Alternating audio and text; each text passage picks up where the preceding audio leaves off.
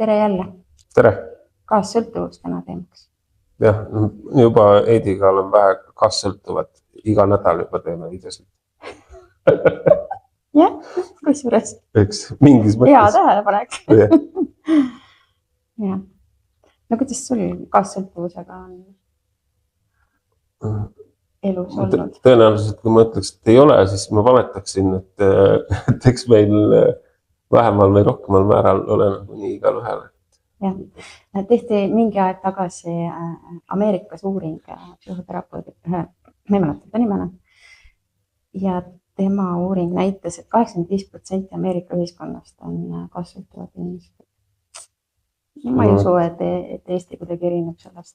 15% siis elavad üksikult. 15% on siis võib-olla juba saanud teadlikuks sellest ja on midagi ette võtma, et sealt välja astuda.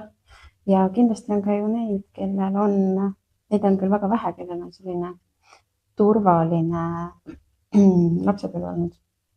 Jah. Ja selline toetav ja tõesti armastav lapsepõlve, neid on väga vähe meil. Et jah, vähemal või suuremal määral me oleme kõik kaassõltuvad. 100% nõus. Ja, et lihtsalt on need äärmused, eks ju. Et kus kohas me oleme sellega siis kaassõltuvusega. Et kui nüüd öelda, et mis asi see kaassõltuvus on, siis kõige lihtsam on öelda, et kaassõltuv inimene hakkab elama kellegi teise elu. Ta ei ole enda elu. Kas kellegi teise või kellegi teise jaoks? Ta hakkab elama kellegi teise elu.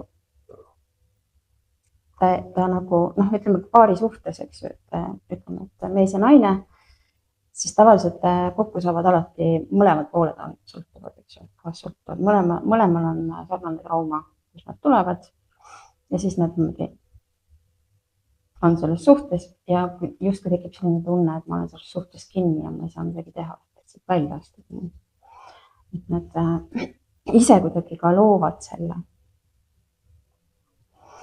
Et siis kõik saab alguse ju lapsepõlvest, nagu ikka, iga asja puhul on ikkagi, tuleb vaadata sinna lapsepõlve, milline oli see lapsepõlve kodu. Ja tavaliselt kaassõltuvad lapsed kasvavad sellistes peredes, kus kas siis ema või isa või siis mõlemad on alkoholisõltlased või on siis selline nartsissistlik lapsevanem. Ja see elu käib põhimõtteliselt ainult selle sõltlase ümber. Terve pere elab selle sõltlase järgi. Et tema on nagu selles mõttes, ma mäletan, me räägime iseendast, eks ju, et mul on väga hea näide sellest, mina olen olnud oma elus vägagi kaassõltuv. Mu lapsepõlve kodu oli, mu isa oli alkohoolik, vägivaldne ja hiljem oli ka mu ema alkohoolik. Ja kui ma lapsepõlves mäletan, siis mu ema helistas ennem, kui ta hakkas koju tulema ja küsis, et mis lood on, kas isa on kodus, mis tujus ta on, mis olukorras ta on. Ja ma olin, ma arvan, ma mäletan ennast 5. Aga ma arvan, et see võis ka olla juba varem. Et kogu see pere elu sõltus sellest, mis seisundis isa meil oli. Ja kõik siis selle rütmi järgi siis käib see. Et siis ema teadis, mis teda ees ootab. Ja mina ka teadsin, mis sealt tulla võib.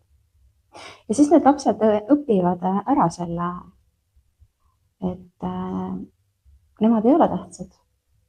Tähtis on see isa või ema, eks ju. Ja tavaliselt on need sõltlased ju ka ohvri seisundis. Et siis nendest kaassõltlastest lastest kasvab selline päästja. Nad hakkavad päästma. Võtavad hästi varakult vastutuse. Juba see, et ema helistab väiksele lapsele ja küsib, mis olukorras isa on. Juba see on see, et lapsel peab olema vastutus, et anda emale aru. kas on turvaline kui või mitte. jah. Eks ju. Ma ise nagu, olen ka sellele mõelnud, aga ma mõtlesin natuke see teise külje. Mis külje pealt? Ma nagu mõtlesin, ma nagu ei läinud nagu nii kaugele. Ma pigem hakkasin mõtlema need täiskasvanud inimesed, no see on võib-olla siis järgmine etapp, et need täiskasvanud inimesed, kes nagu näevad oma selles kaaslases ainult seda ühte võimalikku võimalust. Just, ja sealt see tulebki päriselt, on ju. Et sa kasvad sellises perekonnas ja sa harjud ära sellega, sellest saab sinu normaalsus. See on ainukene olukord, kus sa oskad toimetada seal. Sa õpid seda väga, sa hakkad juba maast madalast õppima seda, kuidas sa toimetada nende inimestega. Ja sa tead suurena juba väga hästi, kuidas saada hakkama selles olukorras, kui sul on peres sõltlane. Sa oskad toimetada, see on sinu turvakoht. Ja, tõenäoliselt sealt ka see valik. Ma valin endale siukse suhte, et selle suhtega ma oskan toimetada, kui seal on. Ja see valik on tavaliselt alateadlik, isegi me ju ei taha sellist. Mõistus ütleb, et see kõik on vale, mis seal oli ja ma tahan midagi muud. Ja siis sa saad kellegiga kokku ja see inimene tundub sulle täiesti normaalne esmapilgul. Ja mõtled, nüüd läks täkkesse, eks ju. Ja siis läheb mingi aeg mööda ja see inimene hakkab muutuma selliseks. Ja vahest on isegi niimoodi, et kui see inimene, ta ongi normaalne, enam-vähem, eks ju, siis need kaassõltlased ise muudavad selle inimese alkohoolikuks, et see mees lihtsalt hakkab jooma.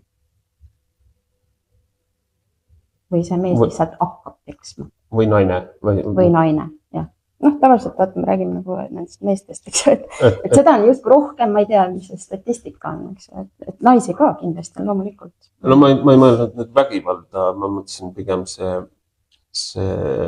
sõltuvuse otsimine. Et isegi kui see partner sul ennem ei joonud, siis selles suhtes võib juhtuda nii, et hakkab jooma. Ma nagu oma loogika järgi mõtlesin natuke teistmoodi. Ma mõtlesin, et kõlab nagu ebaloogiliselt, et kui nüüd oletame, et naine tunneb, et see mees on see ainukene, kellega ma saaksin olla.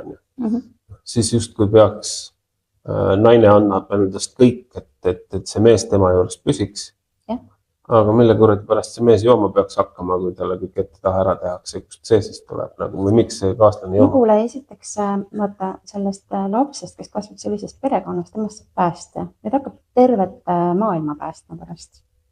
Ja need on sellised üsna agressiivsed päästjad. Nad on need, kes tahavad kogu aeg aidata kõiki. Oled kohanud selliseid inimesi? Ma olen ise üks nendest olnud. No just, et nad isegi ei küsi, kas inimene vajab abi. Aga tema juba näeb, kuidas su elu kõik võiks olla, ta juba annab nõu ja ütleb, kui valesti sa oled. Sa peaksid tegema nii ja nii. Ja nad on üsna nagu konfliktsed selles mõttes, et ega paljud inimesed ei meeldi see, kui keegi lihtsalt tuleb ja annab sulle nõu. Aga nendel on missioon päästa maailma. Ja partneri valikul on neil ka see, et see, mis neid päriselt tõmbab, on see, et nad otsivad kuidagi alateadlikult nendes partnerites selliseid nagu haavu, ja. Et minu puhul ma mäletan ise, eks ju, et mul on üsna mitu suhet olnud tänu sellele, et mind kuidagi nagu tõmbas nende meeste poole, kes tundusid nagu vähe katki. Ja mul tekkis kohe selline tunne, päästan sa ära, mina teen su korda. See on see, eks ju. Tervet asja ei saa ju parandada ikka. Et mul on missioon, eks ju, mina päästan, mina olen see hea, eks, kes teab täpselt, kuidas sind terveks teha ja siis ma asun missioonile, asun päästma. Ilmselgelt, mida rohkem seda meest seal siis päästad, seda rohkem ta sinna auku vajub päriselt, sest mitte keegi, ega need mehed ei ole nõus sellega ju, kui sa ütled neile, et sa vajad päästmist. Nad ütlevad, kuule, mine päästa ise ennast. Jaa.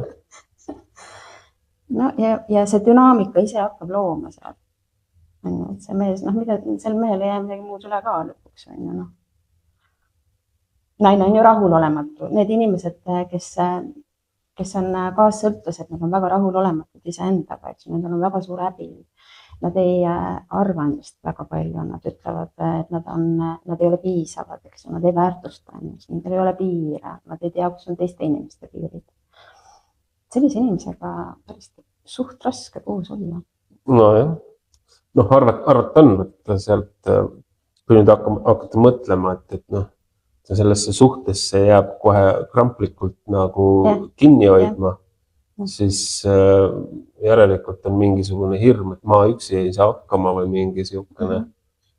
Ja siis jah, kuidas aga võimalik hoitakse sellest 10 küünega No kinni või? üldiselt üsna tihti on nii, et ega need inimesed leiavad need partnerid, kes vajavad kõik päästmist ka, eks ju, selles mõttes, et nad küll tahavad selliseid mehelikke, ütleme, räägime konkreetselt naistest, nad tahavad küll selliseid mehelikke mehi, aga päästja võtab ära teiste inimeste vastutuse nende elu eest. No, tema on see, et kui tema hakkab kellegi koos elama, siis ta leiab sellise hädise mehe. Ja isegi kui see mees alguses on võib-olla tegusam, siis selles kooselus ta muutub väga hädiseks. Sest tema eest võetakse vastutus ära. Ja päästja sõnum, vaikne sõnum teisele inimesele on see, et mina olen targem kui sina. Sina ei saa hakkama, aga mina tean täpselt, kuidas sa peaksid olema ja tegema. Jaa.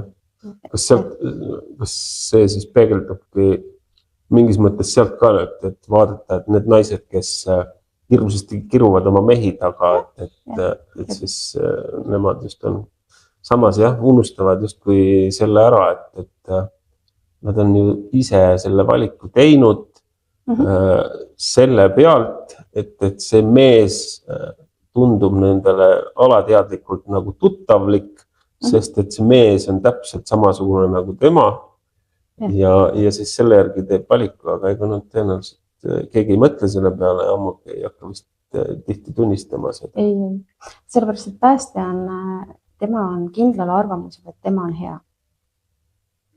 Tema ei tee midagi valesti. Tema on ju hea inimene, tema tahab kõigile head. Ta juba tahab päästa, see juba on juba märter. Ja, no võt. Ja, ega siis, aga sa ütlesid, et see partner siis meenutab teda ennast seda ka muidugi, aga enamasti alateadlikult, keda me päriselt päästame, oma isa või ema. Me võtame siis, kas naine võtab siis endale meheks siis oma, kui tal on olnud alkohoolikust isa, eks ju, siis ta võtab endale meheks selle isa moodi käituva, ta ei pruugi olla alkohoolik, aga ta võib olla ka mängusõltlane, ükskõik mis sõltuvus, eks ju. Ta on võib-olla väga palju tööl ja teda ei ole olemas, eks. Et see võib ka nii olla, lihtsalt eemal oleva mehe. Vältiva mehe, eks ju. Ja see tunne, mis tekib, on sisuliselt sama, eks. Ja, aga mingis mõttes siis ju neid seoseid või neid, ma ei tea, kas siis on üldse võimalik mingis selles mõttes nagu siukse suhtesse minna, et kus siukest valikut ei tule. Igal inimesel võib olla mingisugune kiiks küljes. Ei, seda küll, aga me räägimegi äärmustest. Ilmselgelt, kas me oleme kõik mingil määral ja mingite traumadega. Aga lihtsalt sellistes suhetes, kus on kaassõltlased, seal on nagu suured sellised, mõlemad on äärmusus. Ja need päästjad vajavad ise päästmist. Nad teevad seda, nad on sellel missioonil sellepärast, et nad kogu aeg loodavad, et see partner päästab neid ära, aga seda ei juhtu.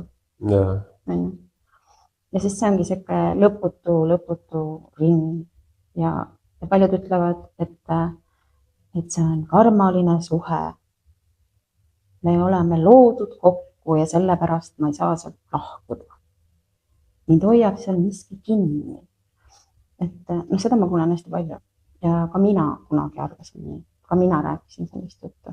Ma siiralt uskusin seda. Et minu missioon ongi päästa üks mees ära sellisest august, nagu oli minu isa.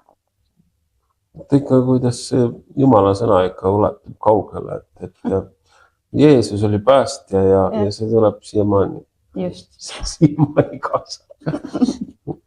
Lojaalsus ikka. Ja. Et sisuliselt on kaassõltuvus selline. Lihtsalt ma olen sõltuv teisest inimesest. Aga mis siis teha? No see, mida mina tegin, oli see, et ma läbisin üsna mitu väga toksilist suhet. Kogu aeg minu sees oli mingi teadmine, et see on vale. Midagi on valesti. Aga ma ei saanud aru, mis asi on valesti.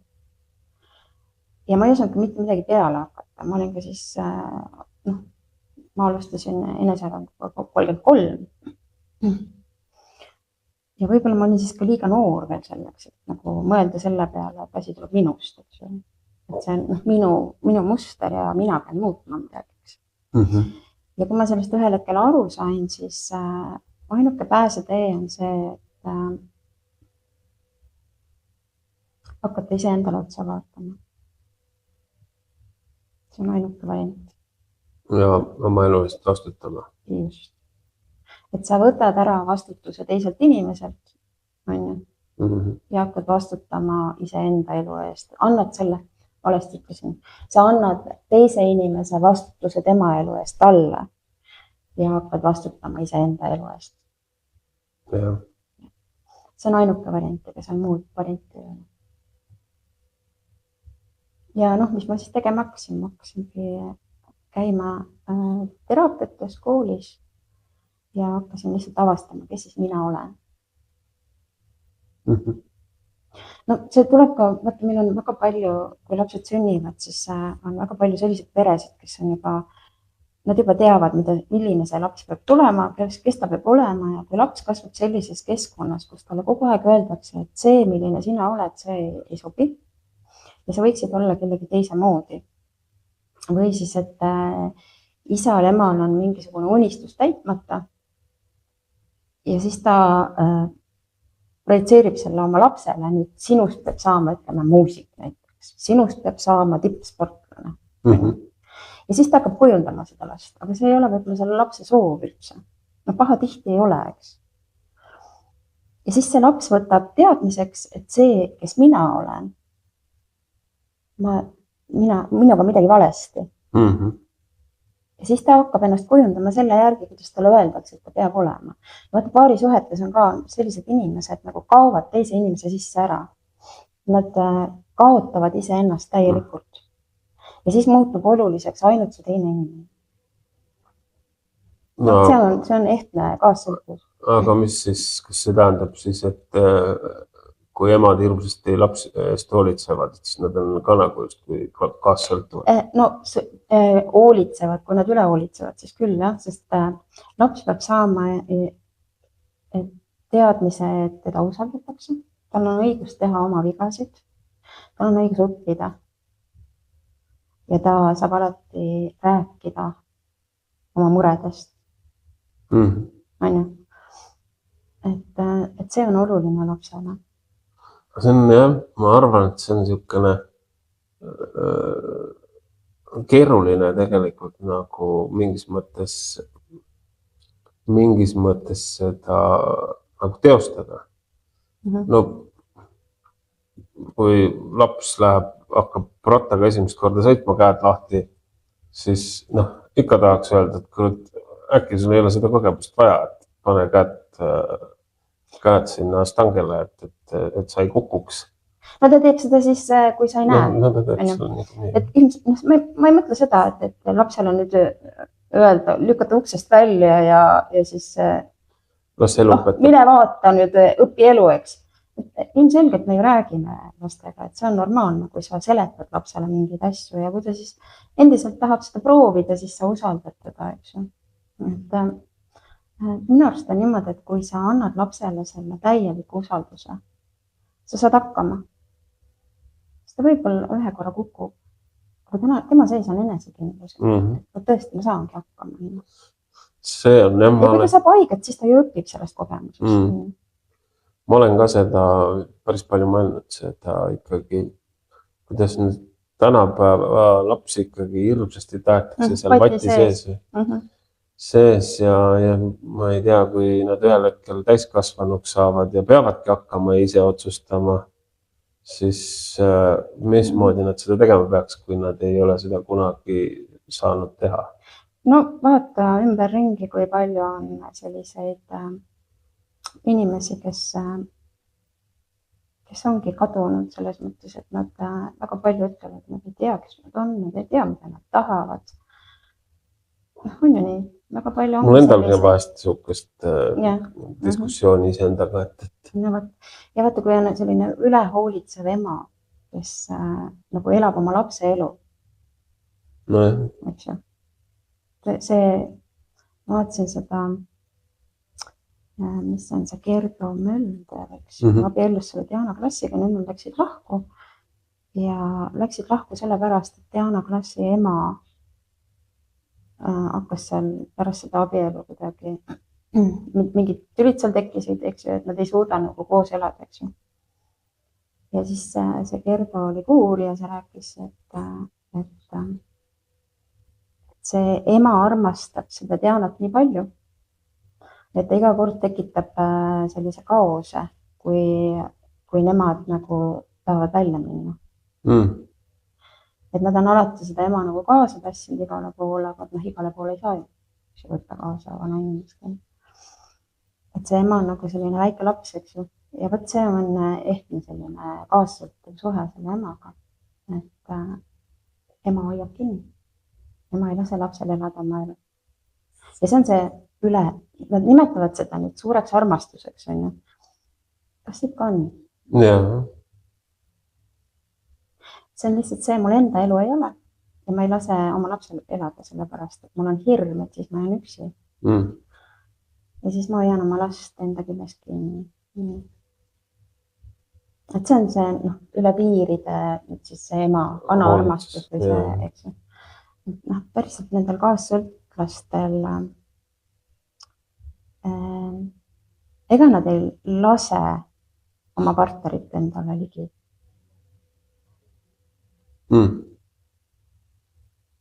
Südamesse. Selles suhtes? Ei. Nendel on alati backup plaan.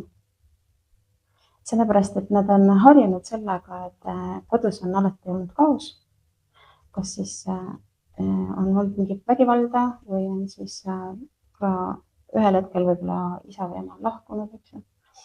Ja nendel on alati see mingisugune ja päriselt ka sõltuvus üldse on selline, et laps tunneb, et ema isa justkui oleks olemas, aga neid ei ole. On ju nii.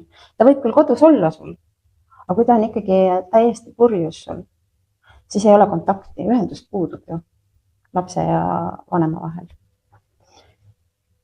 Ja ega nad ei oska seda päriselus seda ühendust luua enam pärast, kui nad täiskasvanud saavad, eks. Kõlab võrdselt. Ja kui nad valivad selle partneri, siis ega nad valivad ainult selle trauma järgi, eks ju. See on see traumatõmme.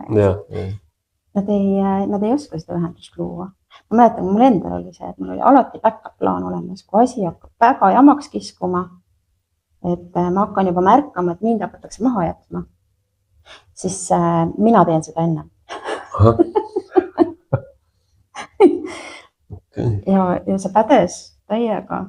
Ma võin öelda, et ma olen kõik nad ise maha jätnud. Aga ma mõtlen ikkagi seda, et nagu inimesel ei tule ikkagi mõtet, et mind hakatakse maha jätma. Ikka, see on kogu aeg sul kuklas. See oht on kogu aeg olemas. Ja. See on kogu aeg sul nagu siin. Sellel ma ei lase küll juhtuda. Ei, ma mõtlesin nagu pigem sealt, et mind hakatakse maha jätma.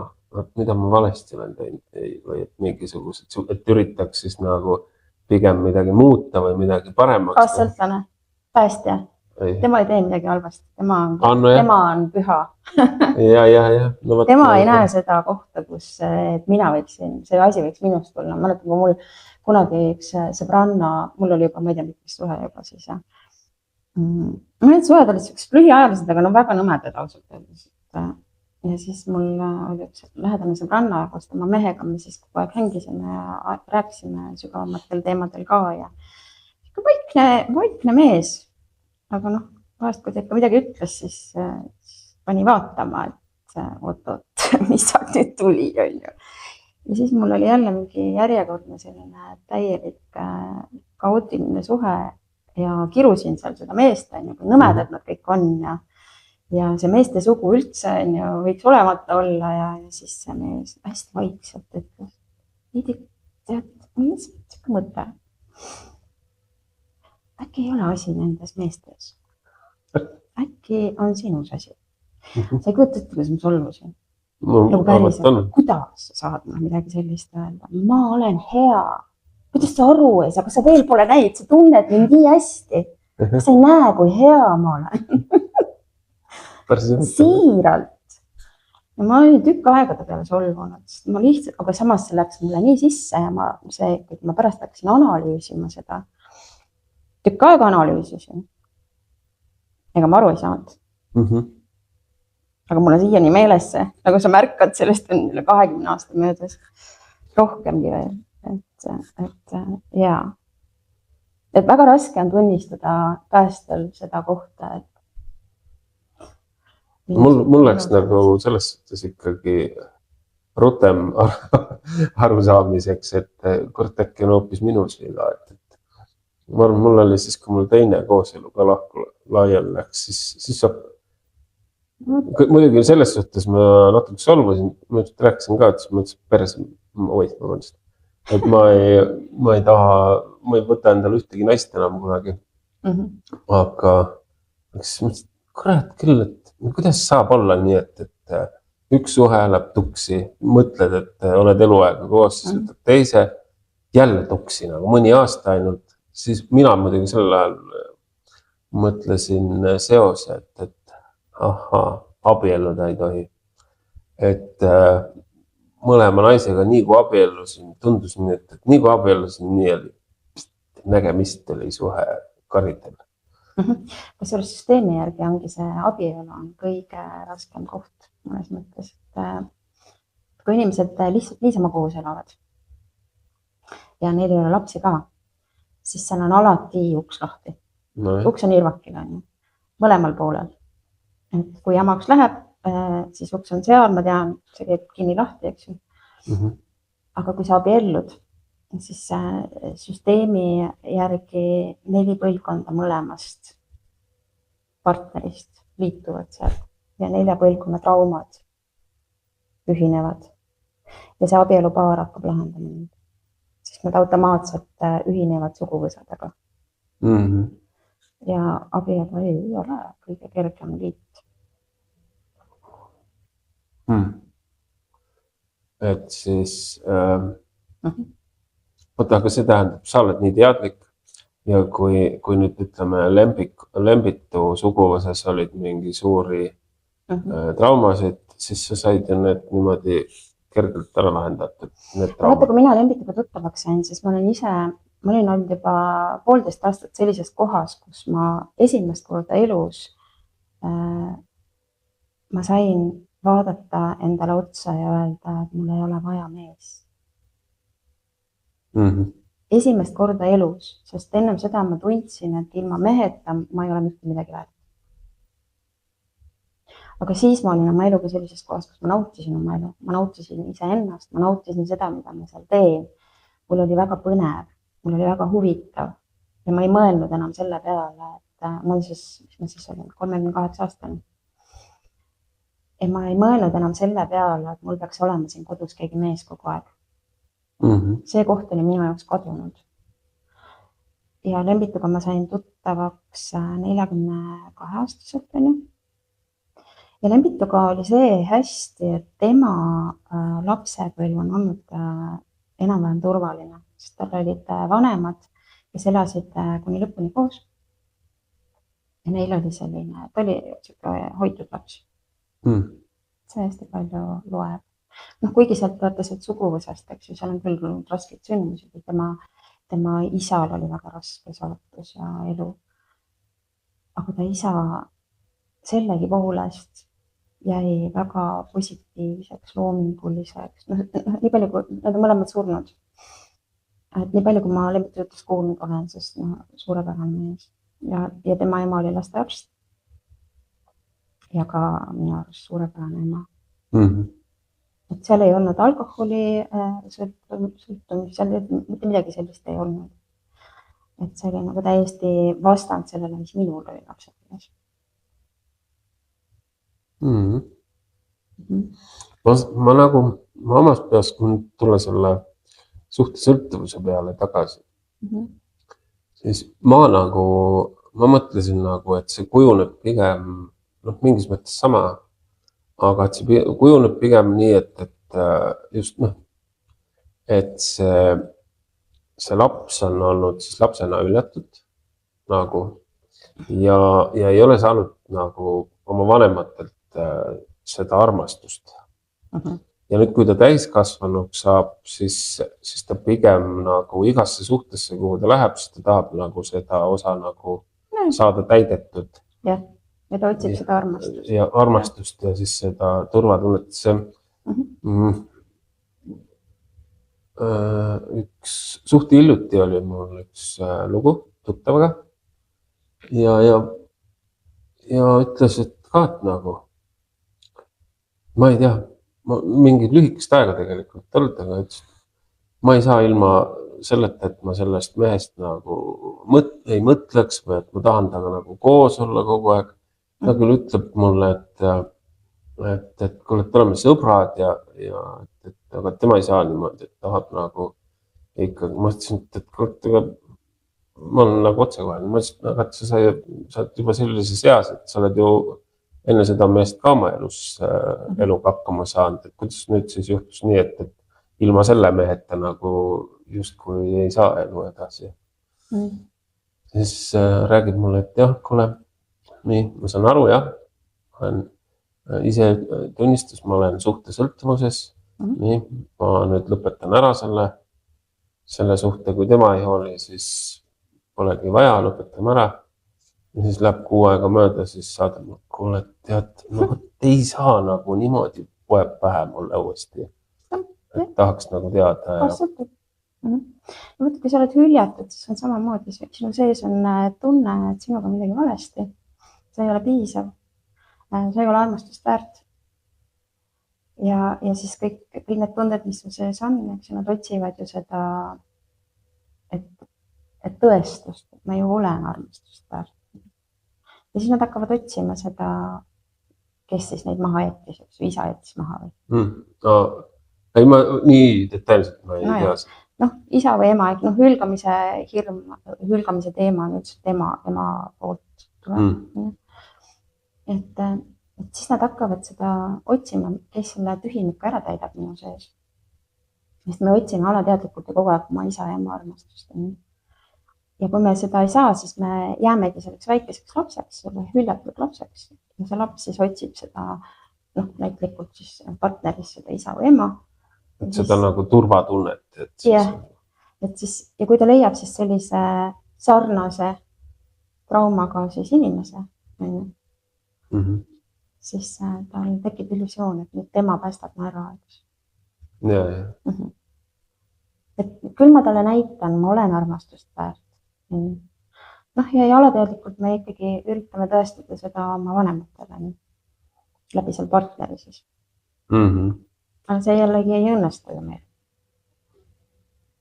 Ja mida rohkem sa klammerdud, tal on selline klammerduv kiindumusmuster. Ja mida rohkem sa klammerdud, seda rohkem see partneri emale läheb. Loogiline. Sest ei kannata inimesed sellist nagu seal on kontroll, eks ju, seal on nagu selline liigne lähedus, ahistus tekib inimestele ja ta on nagu selline oma vajadusega niimoodi pressib peale. Ja ükskõik kui palju see partner talle seda armastust omalt poolt ka siis ei paku, ikka on vähe, kogu aeg on vähe. Ja ta ise ka ei tea, et mida ma siis päriselt tahan. Et see mul on mingisugune arvamus on, et tema saab mul seal ära täita, aga see on nüüd korraks. Ja siis mul on jälle tühjus. ja siis see tekitabki sellist sõltuvust, sest see on kogu aeg pidev on seal adrenaliin üleval on, sest see partner põgeneb. Siis lõpuks juba on selline sportlik värk. Ja. Et lasedki nagu korraks keti lõdvemaks, et siis saaks jälle püüda. Jah, noh tekib jah, see joo värk. Jah, niimoodi me oleme siis tekitame seda sõltuvust.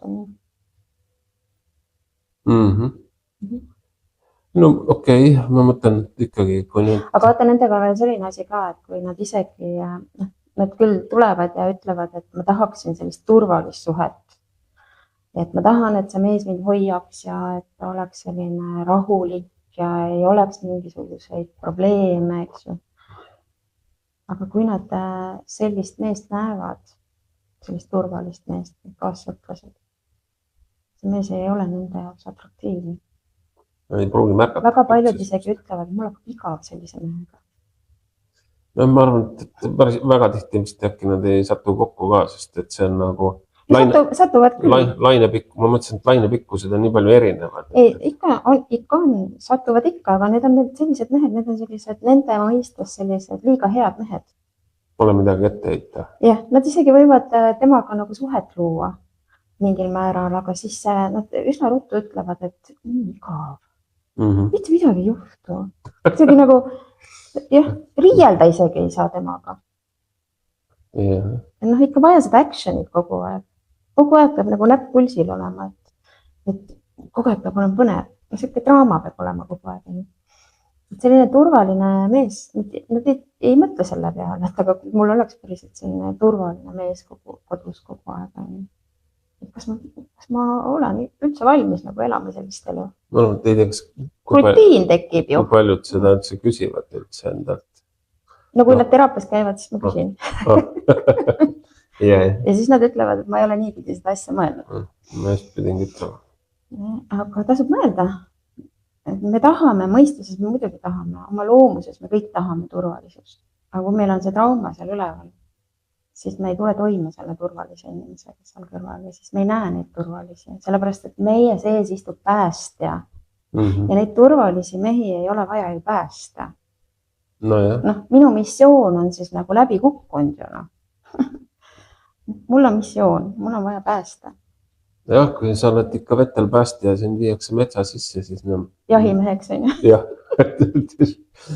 kuidas sa siis päästad seal? No jaa, et sealt on vaja kõigepealt. No ja siis need päästjad, mida nad teevad, neil ei pruugi isegi partnerit olla, aga nad päästavad ka nagu siis kõiki teisi. Nad väga hästi, vaata, minu arust terve Facebook on täis neid kommentaatoreid, kes on maailmapäästjad, kes teavad täpselt, kuidas on õige. Sest tema ütleb, et ainult tal on õigus. Ja sina elad valesti. Jah, tuttav. Sest neil on ka vajadus olla, neil on vajadus olla ka õige kogu aeg. Sest mina ju tean. Need ikka väga raske elu. Niisugustel ka pole nendel ka kerge. Ei, muidugi ei ole, ega nad ei ole ju rahul selle eluga, aga kuna see on nagu hästi ära õpitud, siis nad toimetavad sellest üsna hästi. Ma mõtlen, et kui keegi ikkagi ära tunneb selle, et kurat, minu elus on ka, siis tuleb teraapiasse tulla või... Oleks vaja hakata iseendaga siis tegelema ja hakata üles leidma seda, mis on minu vajadused, kes mina olen. Ja see vajab endaga tööd. Muud varianti ei ole. Võtta vastutus enda eest. No vastutus, jah. Ja muidugi need päästjad võiksid ka küsida seda, et kui nad lähevad kedagi ilma küsimata päästma, eks ju, et küsib, et kuule, kas see inimene üldse vajab päästmist? Ja kas see on minu probleem? Ja on see kellegi teise probleem? No metafooriliselt, kui juba see päästja on, inimene ujub vees ja siis vetel päästja tuleb, sikutab sind veest välja. Ma ei küsinud ju päästmist. Et hakka päästma inimest siis, kui ta tõesti küsib su käest seda, et kuule, ma vajan abi. Terapeudid suuremal vähemal määral on kõik ka kaassõltlased. Ahah. Sest me oleme ju päästud. Nojah, seda küll. Ja. Aga võt, see nüüd sõltub sellest, kuidas nagu ma ütlesin, et kui inimene tuleb teraapiasse, siis ma ei võta tema eest vastutust tema elust ära. Minult väga paljud inimesed küsivad, kuidas sa saad sellist tööd teha üldse, et nemad ei suudaks. Et siis see inimene tuleb ja kurdab oma elu ja siis tal on nii raske ja on igasugused hädad. No jaa, aga kuidas see nagu mind peaks mõjutama? Sest mul ei ole vajadust teda päästa, tema tuli abi küsima minu käest. Ja mina annan endast nii palju, kui ma saan läbi oma kogemuse ja teadmiste. Ja kui tema selle abi vastu võtab, on suurepärane. Aga ma ei saa vastutada selle eest. Kas ta võtab seda või mitte, nii ongi. Et kui mina jään sellele seisukohal, et mina ei hakka võtma vastutust ära sinu eest. Aga ma arvan, tihti ikkagi arvatakse, et terapeut peab just seda tegema. Jah, on küll. Et see on terapeudi kohus on korda teha. Ei ole. Ei. Terapeut ei saa seda teha. No kõige suurem tervenemine tekibki inimesel siis, kui ta hakkab aru saama, et asi on minus ja hakkab seda kohta nägema. Oma mustreid vaatama, mis seal toimus ja paralleele tooma oma lapsepõlvega ja nägema seda, millises kohas ta on ja mida ta edasi kannab. Ja see on juba väga suur teadlikkus. Juba tekib see, et ahaa, okei, ma teen seda sama, mida tegi minu ema ja minu isa. Huvitav. Kas ma tahan seda edasi teha? Või tahan ma midagi muud? Mulle meeldib see igal juhul võtta vastutust. Kuidagi elu läheb lihtsamaks. Just. Et ei reageeri tihti igale asjale, sest kui ma saan aru selles, et mingid asjad on nagu minu enda valikud, muidugi võib olla, et teinekord ma nüüd siukese valiku tegin mingites asjades, et tuleb seda ka, aga üldjuhul ikkagi, et esiteks, et need, mis on olnud, on minu valikud ja kui mulle need valikud, mis ma olen teinud, on valed, siis mina pean seda neid valikuid muutma, mitte ma ei pea ootama, et keegi teine hakkaks minu eest valikuid tegema.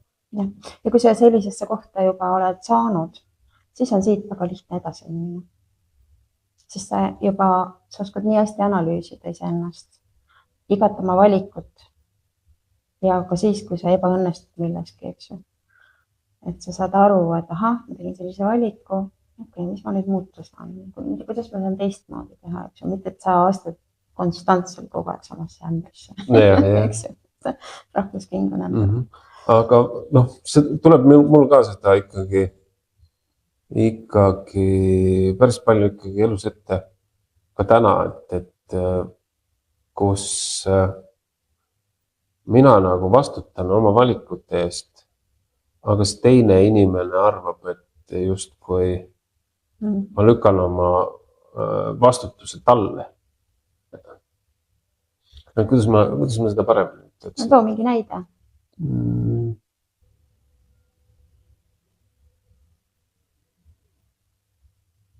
Ma ei tea, kas see on nüüd see päris sama näide, aga näiteks ma võtsin emalt auto ja siis ma ütlesin emale, et kurat, ma leidsin see auto need vead üles, ma teen need korda.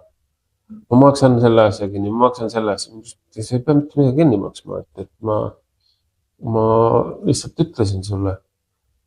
Ja siis kuidagi ütles mulle, et kas sa tahad minust süütunnet tekitada. Ei, ma ei taha sinust süütunnet tekitada. Ma ju tean, et ma võtsin su käest auto ja ma tean, et ma teen selle, et ma kasutan seda ja ma teen selle korda, et siin ei ole siukest koht ja see on võib-olla siukene natuke imelik näide, aga mõnes teises kohas on nagu samamoodi, kus ma lihtsalt inimesele selgitan mingit olukorda ja ta tunneb, et sa süüdistad. Ja ta tunneb, et ma süüdistan. Tal on endal sisemine süütunne. Ja siis no vaata, me kuuleme teisi inimesi läbi oma traumade ja haavad. No jah, eks ju, see, mida me ise endas kanname ja arvatavasti siis on ka sinu emal mingisugune süütunne, mida sa lihtsalt trigerdad seda. See asi ei ole sinus. Asi on endas. Ja ei, absoluutselt, aga lihtsalt nagu mingites kohtades tuleb seda nagu sisse, kus pead igaks juhuks lisama selle, et ma ei süüdista, ma lihtsalt selgitan. Ja vaata, palju paaris vahetes on sellist asja, kui tekib konflikt, siis põhiprobleem on see, sa süüdistad mind, eks ju. Et inimesed ei suudagi üksteist ära kuulata, vaid juba paari sõna pealt juba sa ei suuda isegi lause lõpuni kuulata, eks ju, kohe kaitses. Sa süüdistad mind, eks ju. Ja siis sinna see lähebki, et asju ei saagi nagu selgeks räägitud, sest lõpuks on mõlemad juba seal nurgas, nurk aetud, mõlemad tunnevad ennast tohutult süüdi. Ja samas kaitsevad seal. Ja siis on kaitses. Kogu aeg rünnatavad. Ja ründavad ise ja siis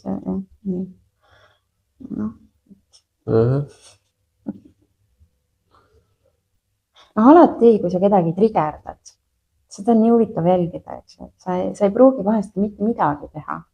Enda arust räägid täitsa rahulikult ja siis vaatad, kuidas üks läheb punaseks ja siis läheb siniseks ja valgusvoor on ja siis sa ei saa aru, et mis nüüd toimub. Ja siis pärast, kui ta seletab, siis sa ju saad aru. Tema enda sees miski tõmbas niimoodi üles, mis tal on võib-olla tükk aega seal juba olnud. Minu jutt lihtsalt tõmbab veelgi, trigerdab seda. Ja siit ongi see, siis lükatakse juba see vastutus sellele teisele inimesele. No ikka. No jaa, et umbes niimoodi, et sinu jutust ma sain täielikult šokki. Just. Jah. Ja siis loomulikult mina siis olen vale, sest temal oli šokk. No jah, inimesed tihti ütlevad, aga siis sina ütlesid midagi sellist, mis mind käivitas. No jaa, aga vaata, ma ei räägi tavaliselt ju kellegile nagu otseselt niimoodi isikuliselt nagu halva tegemiseks või et ma üldiselt, kui ma gruppides räägin, siis ma räägin üsna neutraalselt, ma ei tea, sa võid natuke tagasisidet anda, et kas on nii. Ma enda arvates räägin üleüldiselt, eks ju. Ma nagu ikkagi mõtlen selle 4 aasta jooksul, mul ei tule väga mõni üksik kord vist alguses pigem jäi see, kus mingi trigger tuli, üldjuhul mind sa ei ole suutnud trigerdada. Aga need inimesed, kes tulevad sinna gruppi, eks ju, ja siis nad kuidagi võtavad hästi seda isiklikult ja mõtlevad, et ma räägin nendest. See tähendab seda, et neil on see asi üleval. Ja nad ise kogu aeg tegelevad sellega enda sees. Lihtsalt mina nüüd peegeldan neile seda, mis nende sees toimub. Ja siis lihtsalt toon seda neis esile, eks ju, oma jutuga. Aga nemad võtavad kohe isiklikult, just kui ma räägiks nendest.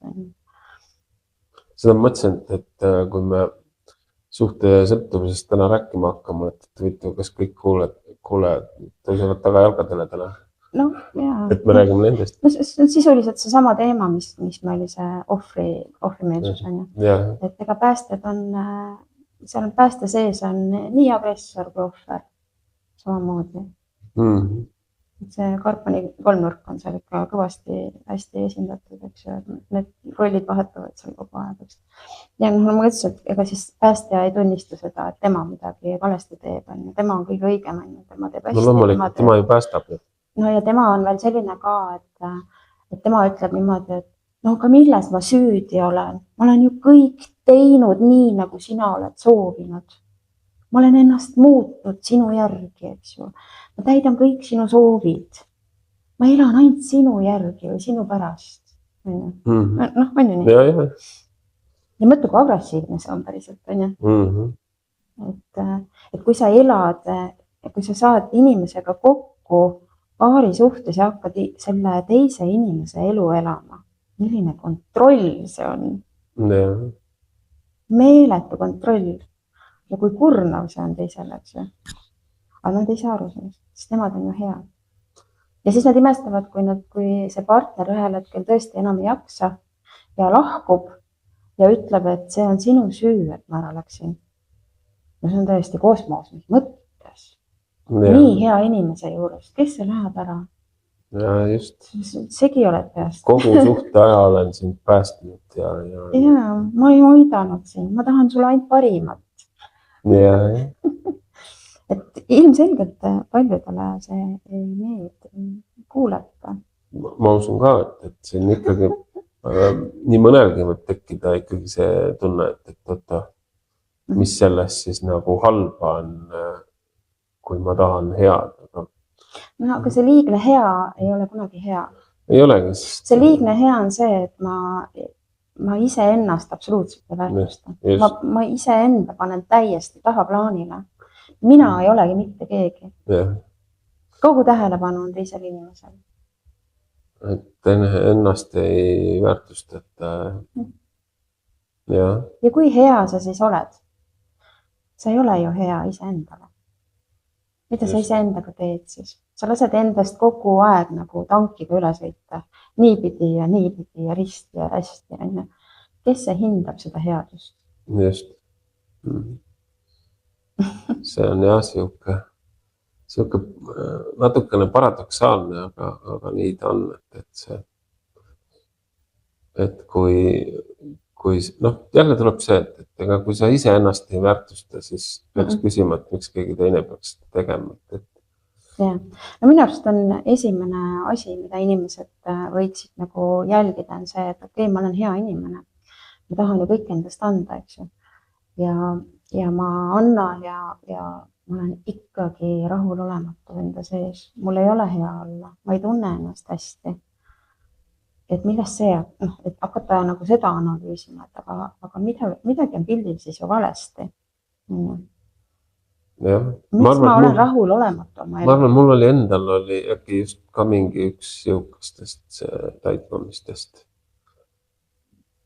Et hirmus soov oli õnnelikuks teha. Ja ise mõtlesin, et ei, ma olengi juba siis õnnelik, kui keegi teine on õnnelik, et mingisugused suhted. No sama asi põhimõtteliselt. Jah. Ja ise kogu aeg olid ülimalt õnnetu, otsisid mingisugust, mis tekitaks natukenegi seda enda sees head tunnet. Ja ei leidnud, eks? Ei leidnud. Isegi hetkeks nagu, võib-olla hetkeks leidsid midagi, aga see nagu läks kohe mööda ja oli täpselt see sama seis. No nii, rääkisime. Ma arvan piisavalt. Seekord siis sai sedamoodi. Loodetavasti on mõtlemisainet igal ühel siin, kes kuulab. Aga jälle siis järgmise korrani. Ja palun küsimusi. Jaa. Olge siis leebed. Olge leebed. Meiega ka. Endaga ja ise endaga. Olgu, tšau. Tšau.